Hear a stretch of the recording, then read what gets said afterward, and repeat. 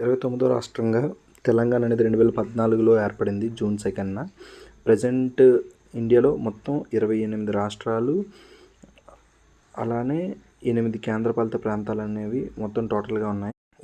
ఒడిస్సా అనేది 1 ఏప్రిల్ 1936న ఏర్పడింది. కానీ 26 జనవరి 1950లో ఒడిస్సా అనేది ఇండియన్ యూనియన్లో విలీనమైంది. నెక్స్ట్ 1 ఏప్రిల్ 1936న ఫామ్ అయింది. 1950లో ఇండియాలో విలీనమైంది. నెక్స్ట్ ఆర్టికల్ 371A అనేది నాగాల్యాండ్ గురించి తెలియజేస్తుంది. నెక్స్ట్ ఆర్టికల్ 371 అనేది మహారాష్ట్ర, గుజరాత్ గురించి తెలియజేస్తుంది. ఆర్టికల్ 371B అనేది అస్సాం గురించి, ఆర్టికల్ 371C మణిపూర్ గురించి, ఆర్టికల్ 371D అనేది ఏపీ అండ్ తెలంగాణ గురించి ఆర్టికల్ 371D తెలియజేస్తుంది. స్వతంత్రం వచ్చిన తర్వాత త్రిపుర అనేది 1949లో ఇండియాలో పార్ట్ అయింది.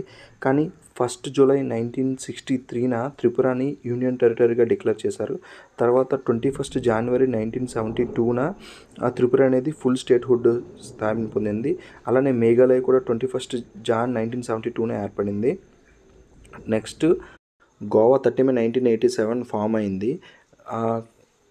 కానీ జనవరి 16, 1967 గోవాను మహారాష్ట్రలో కలిపేయడానికి ఇండియన్ ఒపీనియన్ పోల్ కండక్ట్ చేయగా గోవా ప్రజలందరూ కూడా ఇందిరాగాంధీ టైంలో స్పెషల్ స్టేట్ కావాలంటే 1987 30 మేన గోవా స్టేట్ ఫామ్ అయింది. సిక్కిం కూడా సేమ్ అలానే ఒపీనియన్ పోల్ కండక్ట్ చేస్తే 22వ రాష్ట్రంగా మే 16, 1975లో 36 అమెండ్మెంట్ ప్రకారం సిక్కిం